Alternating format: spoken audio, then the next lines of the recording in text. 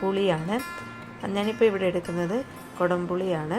കുറച്ച് ഉപ്പും കൂടെ ചേർക്കുന്നുണ്ട്, മറന്നുപോയി. നമുക്ക് ഉപ്പ് ആവശ്യത്തിന് ഉപ്പ് മാത്രം ചേർത്ത് കൊടുക്കാം. ഞാനിപ്പോൾ എടുത്തിരിക്കുന്നത് കുടംപുളിയാണ്. നല്ലപോലെ കഴുകി വൃത്തിയാക്കി ഇതുപോലെ ചെറിയ കഷ്ണങ്ങളാക്കിയിട്ട് വേണം ഇടാനായിട്ട്. നമുക്കിതിനകത്തോട്ട് വേണമെങ്കിൽ പച്ചമാങ്ങായോ ഇരുമ്പും പുളിയോ ചേർത്ത് കൊടുക്കാവുന്നതാണ്. ഇതൊക്കെ ചേർക്കുമ്പോൾ പുളിക്കനുസരിച്ചുള്ള മാത്രമായിട്ട് ചേർക്കാവുള്ളൂ, ഒരുപാട് പുളി വേണ്ട. ഇതിന് പുറത്തോട്ട് കുറച്ച് വെളിച്ചെണ്ണ ഒഴിക്കുന്നുണ്ട്, ഒരു 1.5 ടേബിൾ സ്പൂണമേ ഉള്ളൂ. നമുക്കതും കൂടെ ഒഴിച്ച് കൊടുത്തിട്ട് അടച്ച് വെച്ചൊന്ന് വേവിച്ചെടുക്കാം. ഇപ്പോൾ ഇതൊക്കെ ഒന്ന് വറ്റി വന്നിട്ടുണ്ട്.